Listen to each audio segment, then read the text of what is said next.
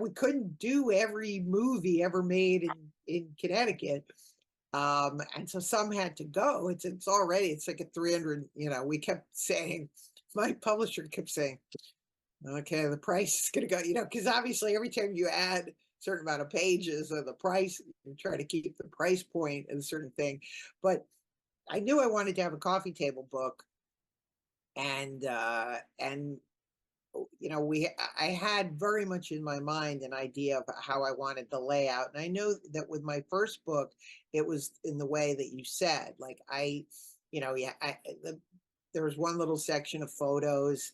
Um, it it's not really, it's not what I really envision in terms of telling a story, because to me, I love the idea of reading a story, and as you turn the page, there's the picture. That's kind of what makes it fun for me as a reader. And so it probably harkens back to books that movie books that I looked at when I was a kid.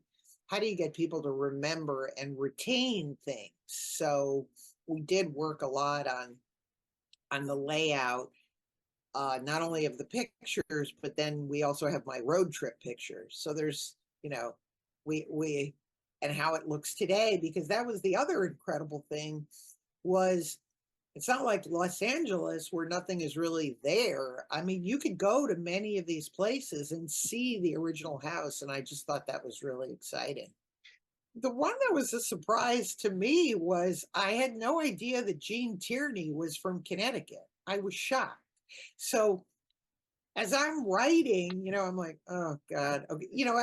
I had a bunch of people I was that had some connection to Connecticut that I was trying to in some way get in the book, but I wasn't able to, wasn't ultimately I wasn't able to. Paul Robeson lived here, or Art Carney lived here. So I had people up, but I couldn't force them into the book. But I did find out that Gene Tierney was from Connecticut, and then that the movie Dragonwyck supposedly takes place in Greenwich. And that's just a very, very overlooked film. I don't know why nobody talks about it. It's I guess it's what you would call Gothic noir. With she leaves a farm to marry Vincent Price, and of course he's completely insane. She goes to live in his mansion in New York, but the whole first half of the movie is how she is a farm girl from Greenwich, and then when she goes into New York society, they all make fun of her and call her country bumpkin. So even though the entire movie was filmed in Hollywood, I said, oh, well, to me, this is like the perfect example of a cameo, because she's from Connecticut, nobody knows that. And then you have the movie that is also from that's supposed to be Greenwich. Same thing with Strangers on a Train. Is, even though it's supposed to be Medford, fictional Medford, they filmed all the scenes in Danbury. And I thought that was incredible. And so I went to the exact spot where they must have placed a fake phone booth. So where they have Bruno, the bad guy, Robert Walker, he's on the phone and he's calling Farley Granger. And Farley Granger goes to see his wife in the record store. Well, that's all Danbury. That was all. I tried to find those locations. I couldn't find that, but that was filmed in Danbury, as was the fairgrounds. That was the once very famous Danbury fairgrounds. And Alfred Hitchcock also does. That was really probably my favorite, because I sort of got emotional.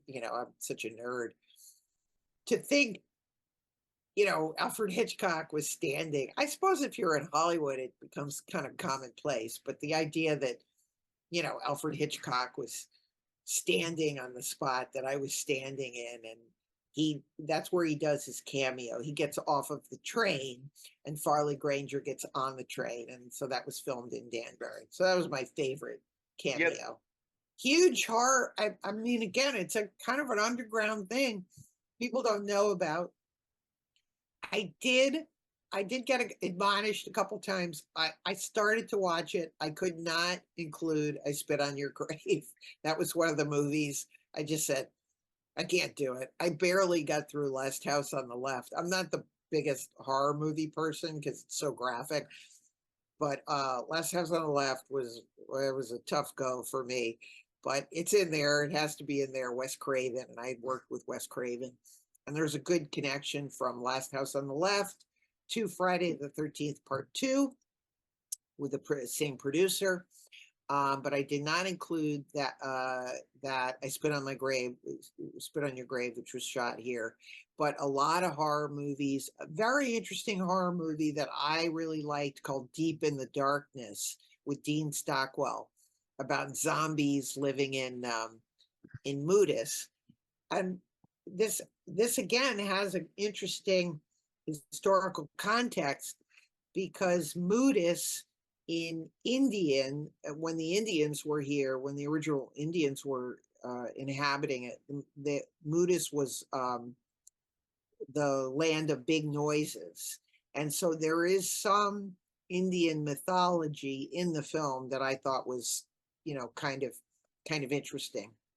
I mean, I'm glad you pointed that out because, again, even though it's a film book, for me, I do like stories with a beginning, a middle, and an end. And I knew that I was, the idea of a road trip is like, wow, we covered a lot of ground here, and I'm trying to do it in a way that is simple and entertaining. To go from silent movies, we've gone through the 40s and the 50s, sex comedies, and now we're taking a stretch and we're getting into personal identity, and that's why. And so there was a lot of time spent again on the chapters where the chapters would go.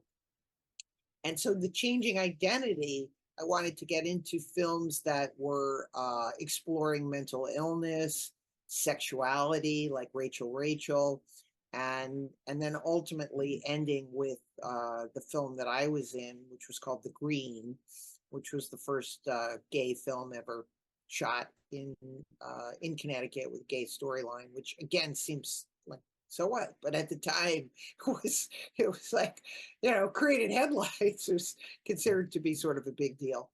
But a particular standout, of course, was the film Rachel. I just think it was, everybody talks about John Cassavetes and his personal films, but to me, it was quite a revelation to have Paul Newman, coming off of Butch Cassidy, making this woman's picture with his wife, and it's a very good film, very sad film.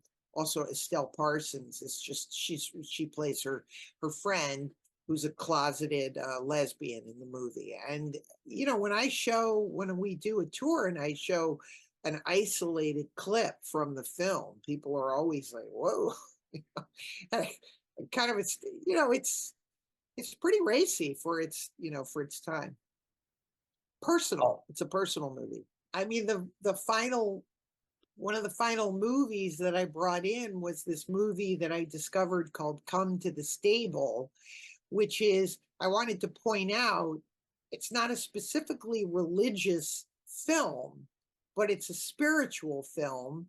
And it is based on a real place in Bethlehem, Connecticut, which is an abbey started by nuns from France.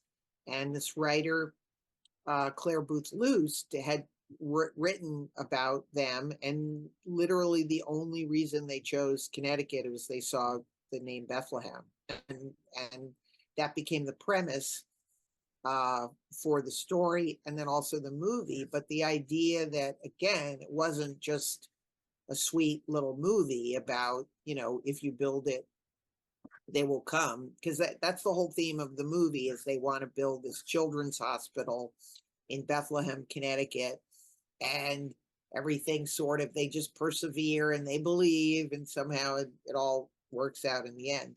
But to go over the hillside then in Roxbury, Connecticut, and then there it is. There's the abbey, there's the nuns, riding around on tractors, and they have a store, and they sell their own goods. And that's also, for movie buffs, that's where Sister Dolores Hart, who was in the Elvis movies, that's the, I never associated, I knew about Dolores Hart, but I had no idea that the very abbey that she was in was the one that was in Connecticut. So that was kind of a really fun way to get the entire spectrum of films in. It's not as easy to write about religious films. The other movie that I went back and forth with, but ultimately I ended up not including it, was the Otto Preminger film The Cardinal,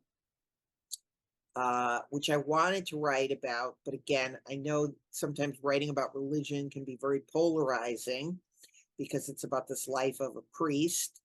But I found the movie very compelling and interesting, and parts of it were made in Stamford, Connecticut. But since I already had two films that were made in Stamford that were Ilya Kazan, that were really like a lot about Stamford and Bridgeport, it becomes, then I felt redundant just to say, and this was made here, and here's the theater in Stamford. So I have an editor's eye that just because it was made here or mentioned here, like a couple people said, you didn't have Beetlejuice in the movie. It's I would watch the movie and I go, well, they mentioned Connecticut once in the very, very beginning, but the entire movie was made in Vermont, and there's no exteriors. So, there's like one scene maybe that's an exterior. So those would be my reasons for not including a movie.